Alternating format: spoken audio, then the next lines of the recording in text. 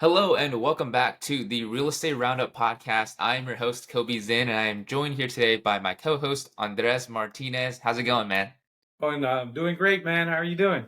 I'm doing good. I'm doing good. So, if you guys have been following our show for a little bit here, you know we are missing our other co host, Tony Flores. He is very busy with a flip that he's working on. But as you guys know, we're all very active in the real estate industry and in the market as well. So, for today's episode, we are going to be talking with Andres a little bit about motivation as a real estate agent. So, if you are looking to enter the real estate industry as an agent, or if you are a real estate agent who's struggling a little bit right now, finding motivation in a tough market, a lot of changes happening in the industry, it's going to be a really good episode for you because Andres has some really good tips for how you can find that motivation and stay motivated in the industry moving forward. But before we get into that, Andres, love to catch up with you a little bit here. You know, what have you been up to in the past week or so? Any new exciting stories? Any new exciting wins coming your way? Just got a couple of deals under contract, helping some clients from California move here to Texas. So we are having that surge of intake of people moving into San Antonio. San Antonio's infrastructure is a little bit frustrating right now, but we're growing. We're becoming that big city. But anywhere you drive, man, we're experiencing a lot of traffic right now. But the infrastructure, almost every single main artery or highway that is in San Antonio is expanding at least 2 lanes on each side. So there's a lot of growth here in San Antonio. So if you're a realtor in San Antonio, this is an exciting time right now. For sure, it's a growing city, and I think a lot of people are moving, like you said, from California and some of these other states, maybe up north to Texas. And San Antonio has been a really hot city for people to move into. I think a couple years ago that was Austin, but now I think San Antonio is definitely on the way up because as people buy up Austin and really kind of build out that market, they're looking into the other markets that are have a little bit more inventory, a little bit more space. So really exciting stuff for Price sure. So point. if you are an agent, right, for sure in San Antonio, that's going to be a good opportunity moving forward, especially as we go into the summer months. Yes. So the affordability in San Antonio, Seguin, those areas, you're experiencing a lot of growth down here in South Texas. And the reason being is Austin, it's a hot commodity, right? So Austin only has but so much land. They're actually building up now, right? But that's prime real estate as far as their prices are a little bit higher than San Antonio. And San Antonio is a very affordable city. It's a family city. It's a great retirement city. There's a lot of military bases in San Antonio. So San Antonio's infrastructure is family friendly, and it's a great place to retire. Oh, for sure. So, well, let's dig right on in today's topic, Andres, and let's talk a little bit about if you are a real estate agent who is entering the industry, right? Maybe you just got your real estate license, or maybe you've been inactive, right, in real estate for a little bit, and you wanted to reactivate your license and get in as an agent at this time, and really take advantage of, some of the changes happening, or the markets going up and getting a lot more popular. What are some ways that agents can actually find the motivation that they need in order to really come off, get right out of the gate, off the bat, be successful in the industry and not waste any time, which I think a lot of new agents tend to struggle with. I think a lot of new agents come with like a misconception and just being prepared on how to just have a mentality of growing your own business. When you become a realtor, you are 100% responsible for your transactions, for the growth, for your clients. You need to generate leads. You're 100% responsible for as much clients as you're going to get moving forward. So just having the proper plan and being prepared, I think is the biggest thing where people need to be motivated to prepare themselves for success.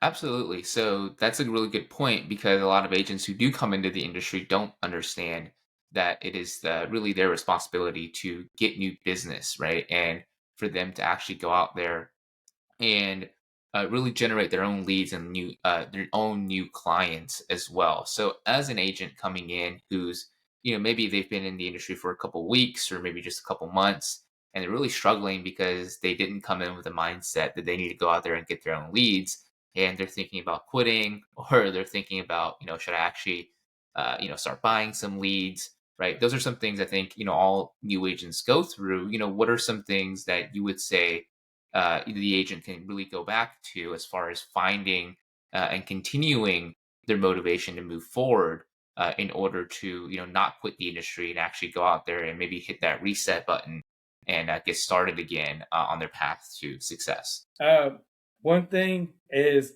so when a new agent comes in, they should be very motivated about gaining knowledge, being well versed, understanding the market, right? And then also being knowledgeable enough that the markets are going to change. So when I first came in the industry, the interest rates were extremely low, historically low. So I mean, there was enough clients that people would stumble in different venues or bars, and somebody was looking for a house just because the interest rates were historically low. As we have transitioned over the last 18 months, it has got a lot tougher, right? So you still approach it the same. You still got to make sure that you are out there communicating, letting people know that you're a realtor, but the difference is you got to be able to ease fear. So the fear right now is interest rates are extremely high. The news is practically the real estate industry is a punching bag, right?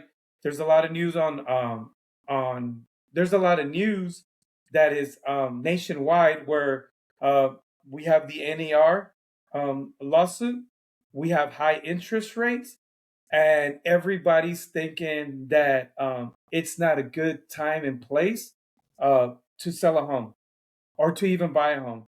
But as a real estate agent, you have to have the correct resources and you got to be able to have the correct information to keep your clients motivated, to motivate people, to ease their fears, um, to help them overcome hurdles that maybe misinformation is out there.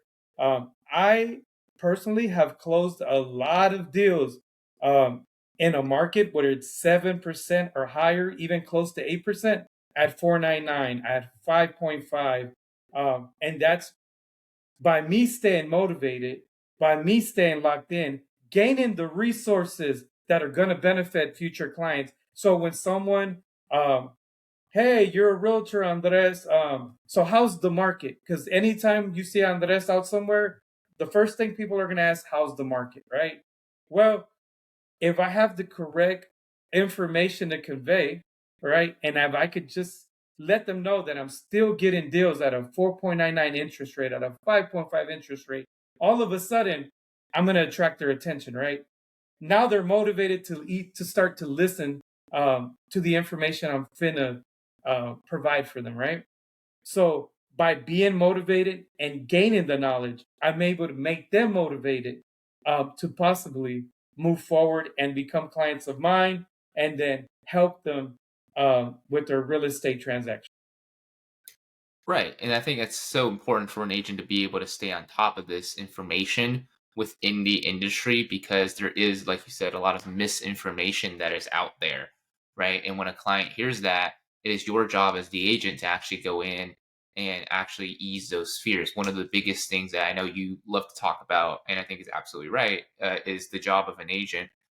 One of the most important jobs of an agent is to manage the client's emotions, right? Make sure that they're able to move forward without fear, without a lot of confusion as well. So as an agent, being able to have those resources and tap into them, it is super important in order to stay motivated. And something I'd love to kind of get your take on is, what are some things that's worked for you, right? Because you've been in the industry, like you said, when you came in, the interest rates were super low, and then you kind of obviously went through that change when it just kind of the rates skyrocketed. There's been a lot of changes, especially recently with the NAR lawsuits as well. a lot of agents, who maybe got into the industry a couple months ago or a year ago. This is brand new to them, right? Maybe they had a good year, and then now this comes on their plate, and they don't know how to deal with it. So, what are some strategies that's worked for you, Andres, that when you go through changes in the real estate industry that has allowed you to stay motivated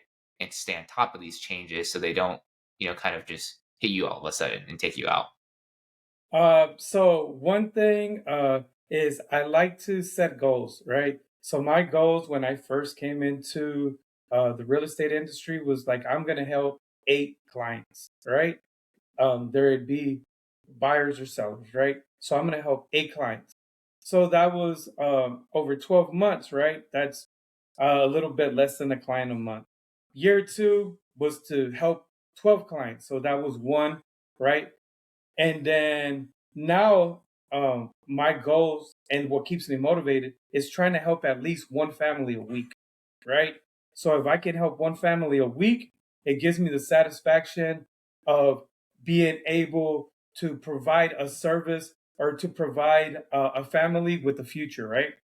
So one thing that I learned is if I'm going to meet my goals, um, first of all, guys, commission, take that out of your head and put that as far away, and don't focus on that, especially if you're a new agent, don't focus on that. Focus on tapping into your resources, right? Every week, um, go out, meet an inspector, meet an appraiser, meet a warranty person, meet someone within the industry that can teach you something about real estate. If you want to learn about how a roof system works, um, go ask a roofer. If you want to learn about a foundation, communicate, take someone out to eat, take someone out to coffee, and have these conversations. Be interested on what they do for a living, and they're going to be an open resource, and they're going to be willing to give you information that is going to benefit you moving forward in your career. So don't be afraid to buy someone a cup of coffee, take someone out to lunch. Um, you're making sure that you build those relationships. Another reason you want to build those relationships is if you ever have an issue with a roof, you've built this connection with this roofer, you've had coffee, you've had lunch with them. So when you call them out of the blue, it's not necessarily out of the blue now because there's been a relationship. He's going to be invested in answering the question that you have for him and help you service your clients right with correct information. If you never spoken to a roofer and you have a roof issue, it's really hard to get someone to feed you information. First of all, they don't trust you. No one wants to get into any legalities. So um, if I'm afraid to give some advice because of legality issues, if I don't have a relationship with you, that information could be conveyed incorrectly. So why this is all about motivation, right? Why would someone be motivated to give me information if they might feel that it might work against them? But if I have this relationship with them and they know that I am doing what's in the best interest of a client and I want to convey correct information and this is going to help the client with a decision, right? I have that relationship. They know I'm going to use that information for the good of the best interest of a client, and not use it against it or come back and where they can feel like somebody might use that against them. Um, I'm benefiting from them. They're benefiting from me. We have a relationship. Um, and I have built that relationship. And because you build that relationship, those conversations are easier. So you're better prepared to navigate uh, the transaction with your clients. For sure. So something you've done really well, and you suggest new agents are doing is, not just going out there and finding new clients, but also going out there and building those relationships with vendors, right? With people that are going to be adjacent to the real estate agent business or real estate industry, right? These are the roofers, right? The mortgage brokers, right? The lenders you're going to be working with, appraisers, people that you need within your network, which we've also talked about here on the show in the past. The network of a real estate agent, but these people that you need in order to actually better service your clients. If you have those resources and you give them a reason, right, to actually want to work with you and give you the correct information and help you and your clients get to that closing table a little bit faster, then you're going to be an agent with a lot more resources and are able to service your clients a lot better and have a lot easier, a lot smoother path, if you will, moving forward working with clients. So something else I think that's very important for agents to understand is some of the potential mistakes and pitfalls that might come with being within the industry, right? So as somebody who's kind of been through this a little bit and seen some new agents come in as well, what would you say are some of the biggest mistakes that agents make in their business? Maybe it's overworking or burning out, or maybe it's just they're not taking the actions that they should be taking, right, and stepping into or stepping out of that fear zone, if you will. But what are some of those mistakes that you've seen that can actually cause an agent to lose motivation within this industry? I think one of the biggest things is being a secret agent, where your own friends and family don't even know you're a realtor because you're not confident enough to let them know that you're a realtor, right? And that is like really, really tough, right? Because if your own friends and family are not helping you as far as having the confidence to be on a megaphone and tell everyone, hey, Andres is a realtor. Andres is my guy. Hey, if you're going to sell a house, call Andres. If you have a question about real estate, call Andres. Uh, they might be having a tough time in another situation, and uh, something might happen. And it might not even be a time to list or sell, but it might be a question where something happened and a wall was bowed, which realtors, you need to know why walls are bowed, right? Was it because it wasn't fastened right? Was it because water penetrated that two by four? Just knowing why situations like that happen. So if you're able to help someone, right, and communicate with them and just either guide them to a good roofer, guide them to a good plumber, giving people information, right, and giving them the proper resources, right, is going to help you build a relationship that could benefit you 2, 3 years down the road. Not everything um, in the real estate is instant gratification. We live in a microwave society where, hey, I'm a realtor right now, and year one, I'm going to make 100,000. Well, if you join specifically because of that, you might be really disappointed, right? Because instead of focusing on commission, focus on educating yourself, how to provide value, um, how to grow, and how to come up with a business plan, right? Most realtors don't even know that they need to have a business plan, and they got to set goals and what they even need to learn, right?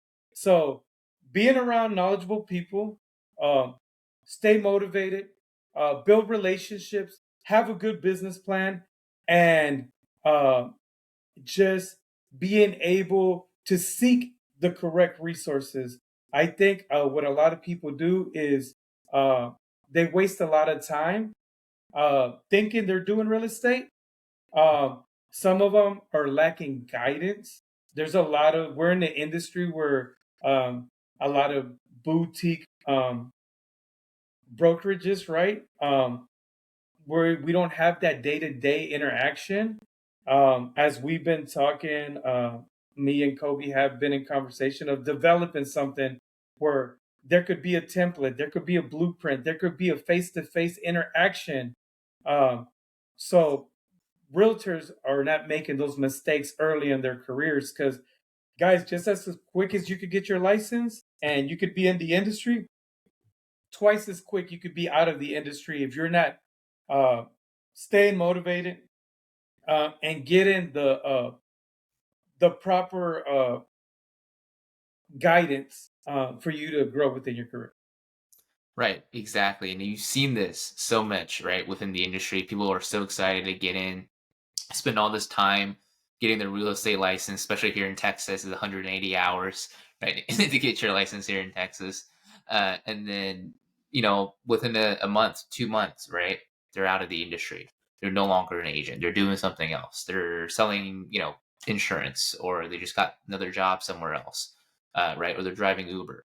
Right. So you have to have the right resources. You have to follow the right plan. And Andres, like you said, you have that experience. So if anybody out there who is watching or listening to this want that guidance, right, want that step-by-step plan, that blueprint, if you will, of how to get started within the industry within that first couple weeks, that first 6 to 8 weeks, right, from what we talked about, definitely reach out to Andres. He is somebody who's been through this, and it's absolutely right. We are working on a program to actually help agents succeed within their first 6 to 8 weeks within the industry and start generating leads. But other than that, I think it's a good time to wrap it up. Andres, is there any, I guess, last pieces of advice for new agents coming into the industry? Maybe like what's the first most important thing they need to know to in order to be successful? One thing is just having expectations. Just as a realtor, you manage your client's expectations. You have to manage your own expectations. I know we live in a microwave society, but it takes 6 to 8 weeks of consistent farming and consistent doing pop buys, working social media, just being out communicating with everyone you know that you're a realtor. If you have 1,000 business cards, you should be able to pass out 1,000 business cards in 8 weeks, right?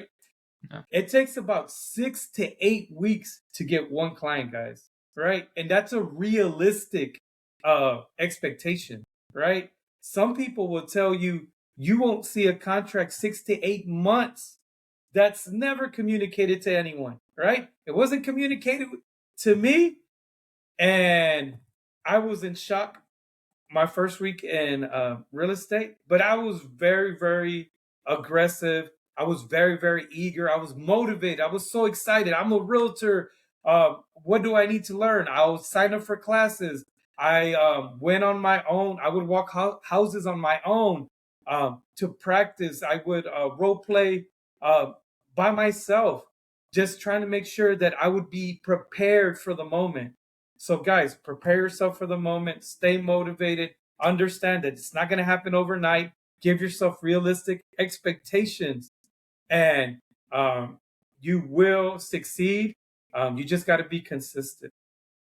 Yep, absolutely. Managing your own expectations, that could be a huge game changer, right? Because now you're putting in the consistent effort, and that's going to get you to your goals. But Andres, I appreciate you, man. Shared a ton of value with us here today. And if you guys need help, make sure to reach out in the description in the show notes down below. But other than that, guys, appreciate you for tuning into the Real Estate Roundup podcast, and we will see you in the next episode. Take care. Take care, guys.